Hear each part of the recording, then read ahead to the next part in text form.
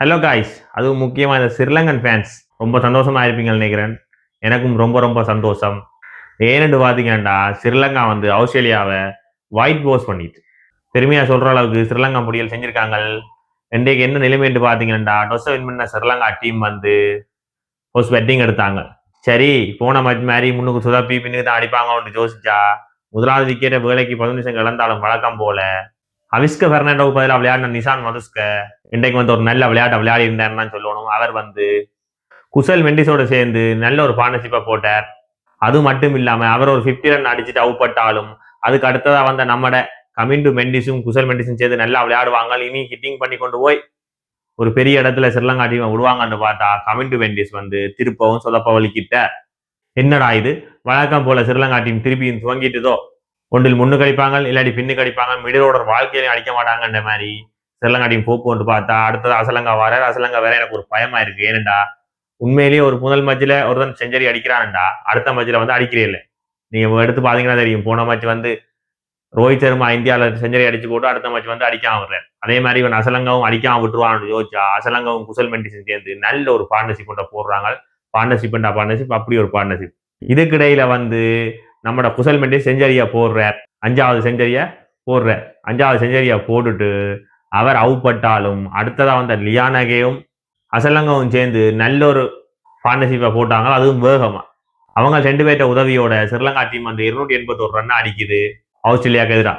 282 டாக்கெட்டை நோக்கி களமிறங்கின Australia team வந்து ஹெட்டை இந்த முறை இறக்கிருக்காங்க, போட்டு வெளுப்பாங்கன்னு பார்த்தா நாங்க என்ன யோசிச்சோமோ அதுக்கேற்ற மாதிரி ஹெட் வந்து ஃபர்ஸ்ட் ஒரே 3-4 அடிச்சு மாஸ் காட்டுறா. என்னதான் ஹெட் மாஸ் காட்டினாலும் அங்கால விளையாடின நம்மட ஷோட் வந்து அவிஸ்கண்ட பந்துக்கு அவுட் ஆகி வெளியில போறான் 2 ரன்ல. அதுக்கு அடுத்ததா களத்துக்கு வராரு நம்மட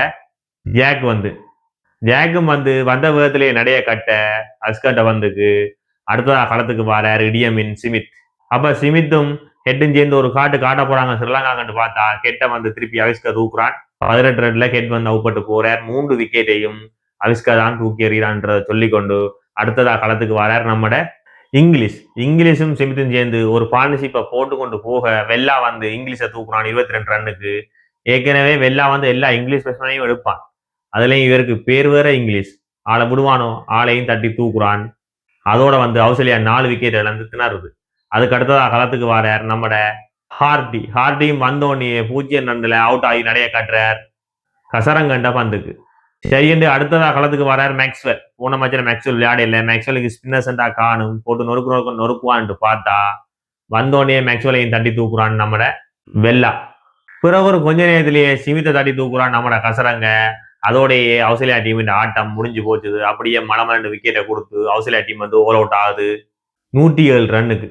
மொத்தத்துல நீங்க பாத்தீங்களா குசல் மெண்டிஸை விட 6 ரன் தான் கூட அடிக்கிறாங்க ஆஸ்திரேலியா டீம் சொல்லிக்கொண்டு.